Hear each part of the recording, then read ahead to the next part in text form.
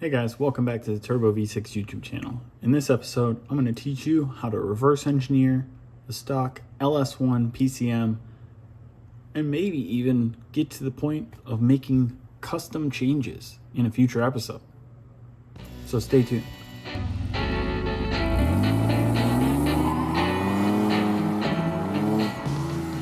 So if you're like me, I like to know how things work. And about a couple years ago, I started to dig into reverse engineering the stock LS1 PCM because it's the same one that runs in my 4.3 liter turbo V6 truck, and I've discovered quite a bit. It's quite a steep learning curve, so I thought I'd make this video to make it a little bit easier on you to jump into it and get started. So the first section is software setup. So we're going to want to get a couple pieces of software installed on the computer to be able to start reverse engineering the stock operating system. Here you can see I put together a small Word doc. I'll put this in the description of this video so you can reference it whenever you need to, but pretty much the first thing you need to do is download reverse engineering software called Ghidra. I've provided a link to the software build that I use, and it'll at least get you started. You can always try and use a newer version and do the same thing, but there may be issues with it. So I'll start out with basically going to this website. It will provide you the download link for the zip file. So you'll want to head and go ahead and download the zip file. I've already downloaded it. And the next piece of information you'll want to download is the CPU 32 modifications for these specific instructions for this microcontroller that Ghidra is not aware of. So this download will allow a very easy, error-free, hopefully, disassembly, and it won't stop you in your tracks. So here you'll need to create an account to be able to download this zip file. I've already downloaded it, but it's the PCMhacking.net website where NSFW has provided a couple files that help disassemble this specific microcontroller instruction, and gets rid of a bunch of errors. So now that we have these two files unzipped, we'll go ahead and we want to copy the files that were extracted from the PCM hacking website.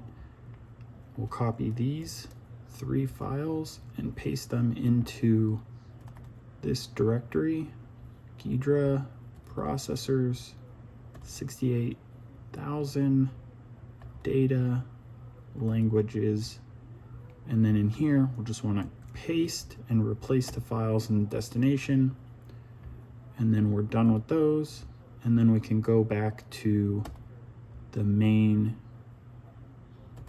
folder where we have this ghidraRun.bat. So now we'll go ahead and start a Ghidra project.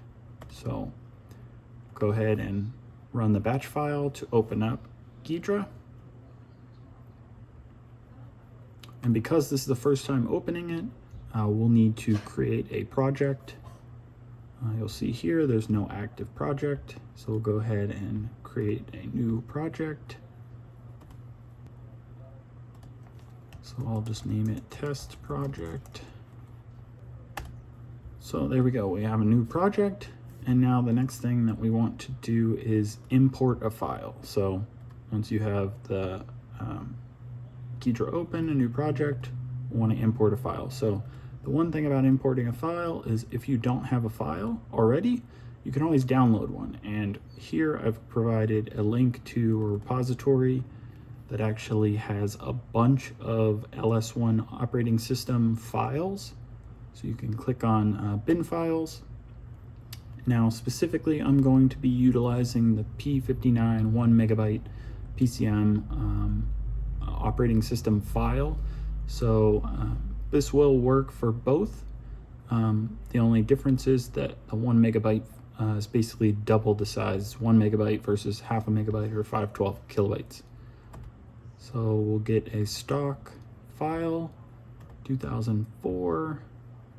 We'll grab this 15 1258760 operating system because I think it's pretty much the most supported operating system. So we'll go ahead and download, this L59 one. Download that file. And now we'll go back to Ghidra and import that file. So do a file import, grab that bin file, import it, and now we need to select the language. Everything else should be correct. It's a raw binary format. We're opening up in our project folder. We can leave the program name the same. And because we've added a variant to the 68,000 processor, we can just search for it, CPU 32 variant of the 6800 or 68,000 processor, Motorola processor. So go ahead and click OK, and then it will run through loading that file. We should get a window that pops up with some details of that file. There we go. So looks like it was successful. Click OK. And now we can go ahead and open this file. Okay, so the first thing it's asking us is because this is a new file, hasn't been opened yet, would you like to analyze it? We'll go ahead and click yes. We'll just keep all the defaults. Click analyze, and this will take about a minute or two to analyze all the way through. On the bottom, we'll see a progress bar going across, decompiling a bunch of functions, trying to find a bunch of addresses, and looking through basically the entire file for references and code, trying to basically disassemble it. So actually, while that's loading, we'll jump down to some reference docs and websites. So you've already seen the first one, which is the bin file repository. So you can look for different operating systems, whatnot, different files for different types of vehicles there. The next thing is the user manual for the specific processor or microcontroller that is used on the LS1 PCM platform. So if you open that up, we can actually see a whole bunch of information about this specific microcontroller. One really interesting thing that I want to point out. So here you can see on this page, it's basically an overall memory map of the microcontroller. So you can see this is section 315. So we zoom in here. We can see that there's a couple interesting things in the very top of the address space. So the first 4 bytes are the initial stack pointer. That's going to set basically the pointer to the stack that the microcontroller is going to use as a jumping off point. Not really that important unless you want to dig into specifics, but the next piece is pretty important. It's the initial program counter. So this is going to be 4 bytes. It is the address of where the microcontroller is going to start executing code. So if we look at this address, once it's complete disassembling, we'll be able to know exactly where the microcontroller starts running code from, and we can kind of follow that through the setup of the code and find a whole bunch of code and basically make sure that Ghidra is disassembling the correct parts of the code or parts of the address space that are code. Okay, so it looks like it's complete. So here, just like we saw in that user manual, we'll want to basically combine these first 4 bytes, 0, 1, 2, and 3 into a value. So if we go to T, we can use the shortcut T, and we can create a pointer. Even though it's really not used as a pointer, it's basically just creating an address, because this is basically the creation or the starting point of the stack. It is technically a memory address. we can do the same thing for the next thing, because this is going to be the program counter, the initialization of the program counter. And I think there's actually a shortcut P for pointer, so we can just make that a pointer, and then we can jump to that, and then we can see that it's already disassembled some code there. So here we can use the shortcut F and create a function. And over here you can see that since this is code and this is a function, we can see over here that Ghidra has basically tried to put into pseudocode or pseudo C this code that is assembly language, which is a little bit more difficult to understand. So sometimes this pseudo C can be extremely helpful. Okay, so now that we've imported the file and it's completed the disassembly, the last thing that we really want to do is create RAM memory blocks. So the RAM is where it's going to be storing basically variables. We'll want to define these memory blocks so that it'll help us reverse engineer, the references to those memory blocks. So we jump back in here, and this button, display memory map, we'll find that we have, the base RAM. I don't know why it calls it RAM, but I relabel this as ROM because it's read-only memory. This is the calibration. This is the code in between this start and end. This is the full 1 megabyte file, and the RAM is actually going to be at a higher address. So let's name this RAM 1, and the start address will be FF8000 at a length of 7 FFF, and then we just leave everything there default. And then when we create another section in RAM, because some of the references will not be computed correctly because of certain instructions save addresses a little bit differently. So we'll want to create another one with the start of the RAM section as FF8000, same length, 7 FFF, and that will basically give us opportunity that if a specific piece of code basically doesn't contain the two preceding FFs, it will still create a reference, and then we'll just have to by memory or jumping between those two locations to kind of tie them together. It's just basically an error in the way that it disassembles, and there's only so much that a disassembly engine can do. So there we go there.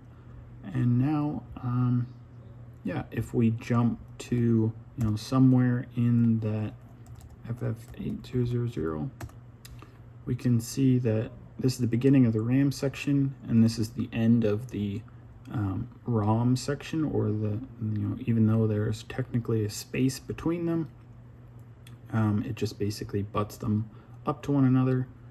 And then if we look around, we can see that there's references to this address space within code that we can find. So that's pretty much it. Now you're ready to disassemble the LS1 code.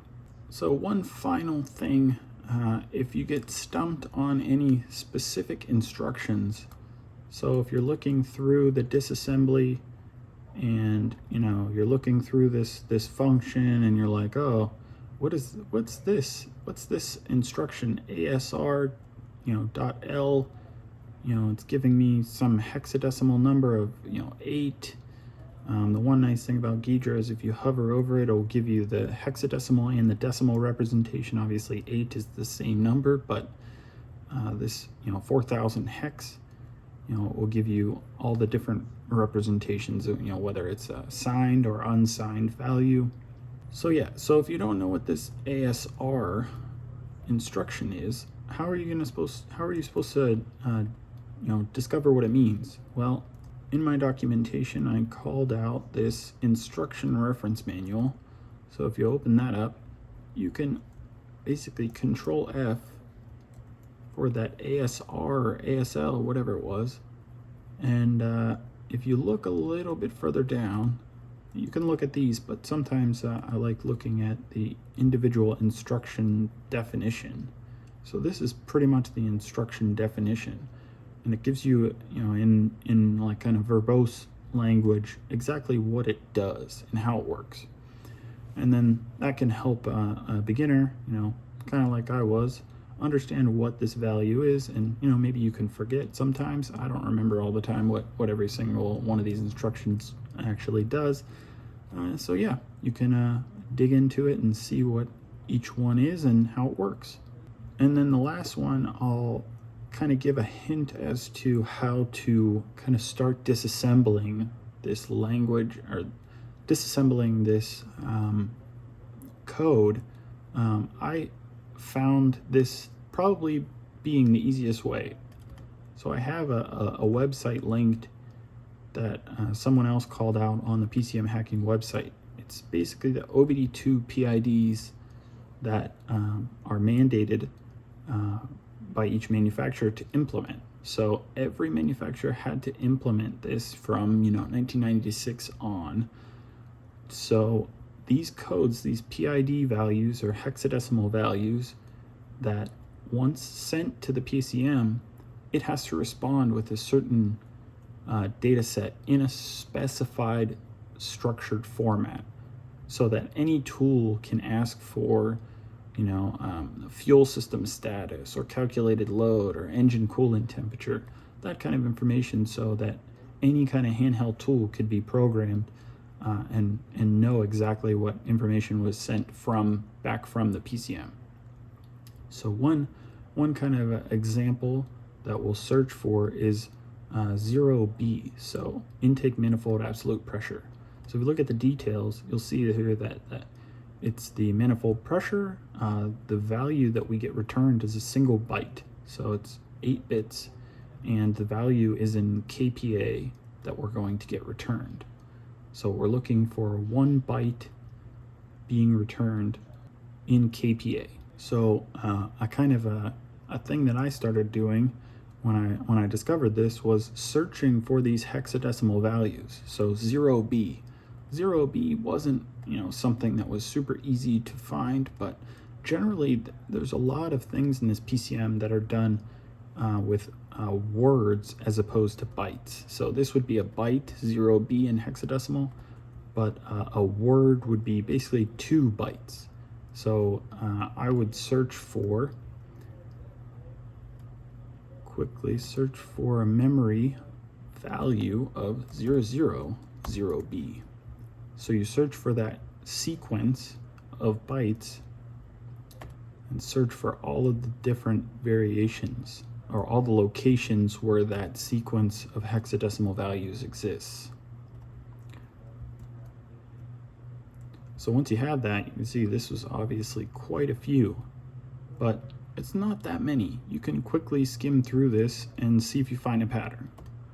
So here we're just seeing code, so that's not really what we're looking for. We're looking for something that is more of a table, because most likely all of these are going to be in one area. So this looks promising, but that's kind of an address that's a part of some other value. So this is 000A, 00B, C, D, E.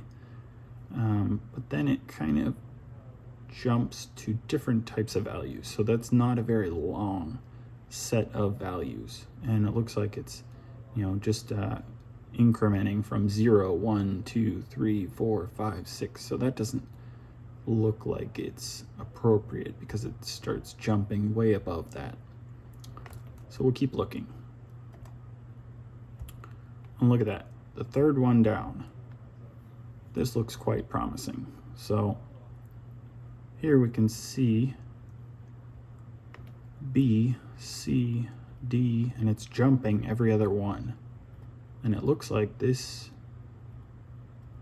is within where this would be code. So if I look at this looks like some kind of identifier, and then this looks like it would be a jump to code, because if we jump here, we can see that, yeah, that's a piece of code. So this is a function, so it jumps here, runs this code, and then returns. So we can label that a function with the F key, and we can see that Ghidra has basically turned it into pseudocode. It's returning a modified value of this memory address. So I'm not the best, C programmer, but you can pretty much, it's taking this value, moving it into a register, dividing by a value, 51 looks like, decimal, and then returning that, value in D0. So then I would guess that this is manifold pressure. So if we go back and we hit Alt left arrow key, we can jump back to that table. We can actually name this function map PID 000B. So yeah, and then that manifold pressure, if we jump to the manifold pressure location, we can find all the references to the manifold pressure. But this one, it looks like, is the only one. But that's most likely wrong.